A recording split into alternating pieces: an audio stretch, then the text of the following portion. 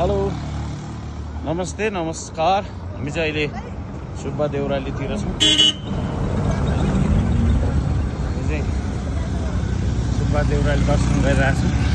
यो चाहिँ एकदम माउन्टेन एकदम रहर लाग्दो ठाउँ छ। डर लाग्दो पनि छ, ठुल्ठुला डाँडाहरू छन्, घाम लागिरहेको छ। रातो साडी, रातो कुर्ता एन्ड रातो के अरे निलो हो कि के हो यो अलि म जान्दिनँ। सुरुवालमा यो पारी डाँडो छ। यो गाडी होइन हाम्रो यस्तो गाडी भए त हामी आउँदै आउँदैन भन्न मिल्दैन त्यसरी। यो चाहिँ नारायणगढ बुटोल नेपालगञ्ज। हजुरहरू पनि आउनु होला, एकदम बवाल ठाउँ छ। अनि एकदम ल हेर्नुहोस् त माथि डाँडो र तल।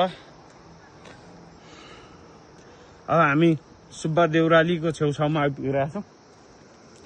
यहाँ चाहिँ होटल चाहिँ 3-4 मात्रै रहेछन्।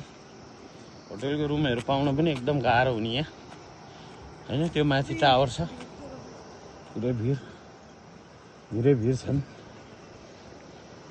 डरलाग्दो जङ्गल छ यो। गाउँको बस्तीहरू मान्छेहरू एकदम 10 बजेदेखि त यति भिड हुन्छ कि यहाँ मान्छे लाइन बसेर साथै हुँदैन। हामी चाहिँ गइरहेको छौँ। एउटा भिर हो यो भिर। है गाइस, यहाँ यस्तो गाडीहरू पनि सानो पाङ्ग्रा गाडीहरू पनि आउँछ। यो नेता रहेछ, इलेक्ट्रिक होला सायद। पसलहरू हामी नजिक आइसकेका छौँ। यहाँ घरहरू यस्तो हुँदो रहेछ, बाइकहरू पनि यस्तो हुँदो रहेछ।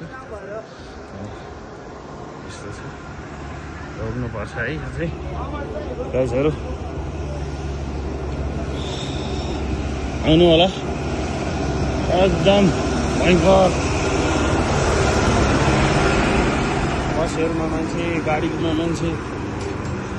बिहान चाहिँ एकदम खाली हुन्छ होइन। 6 बजे मन्दिर खुल्छ अनि त्यस पछाडि 10 बजे पछाडि एकदम प्याक हुन्छ, मान्छेहरू एकदम धेरै आउने। हामी जेतै बसेको कारणले हामीले अहिले बोका पाउन सकेन। बोका चाहिँ उताबाट ल्याउनु होला।